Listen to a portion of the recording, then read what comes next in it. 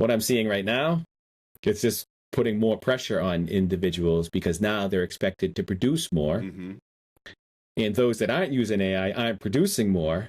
So it's, in essence, it's like this cycle of, you need to do more because now you no longer have to do something. I think there's a piece that people are missing right now too, and that is, if you look at, hopefully you guys have these in your organization, we have them in ours, acceptable use policy for any AI tool that you're bringing into the business.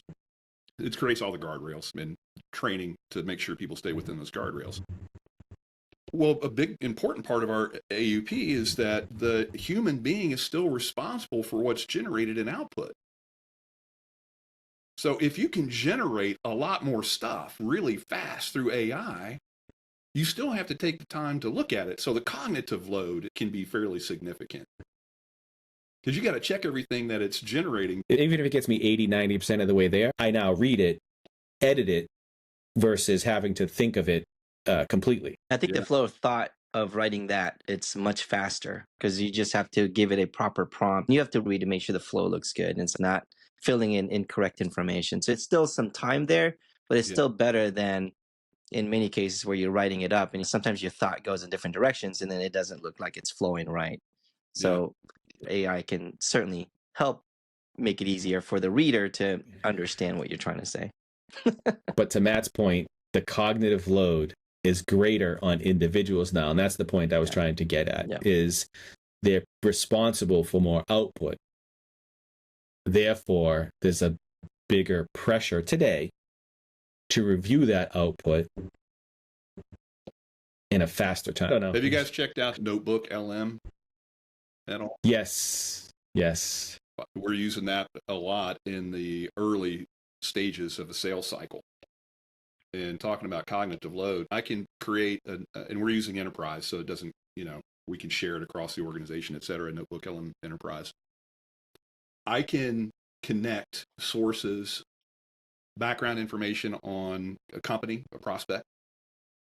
I can drop in PDF outputs of LinkedIn profiles of the decision makers.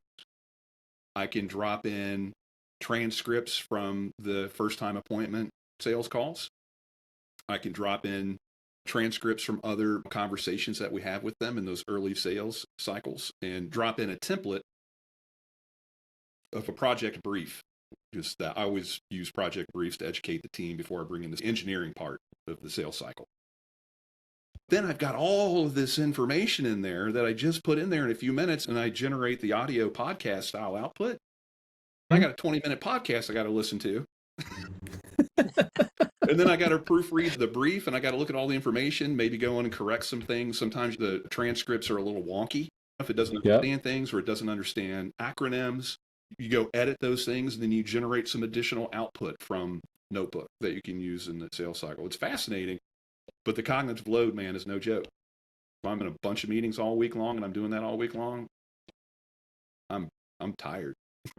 Yeah, it's exhausting. It's tough to keep up with, but it's a challenge for individuals to come through. And it's a strange world that we're living in, or it's a new world. And I'm fearful that our brains can't keep up with it because if humans have been on the planet for 6,000 years, if you look at the advances in technology, it's really within the past 40, 50 years where we've had the most advancement. Small fraction of that. And tooling. And it's almost like the time in between now. MCP servers didn't exist months ago. Who knows what will be invented tomorrow based upon this?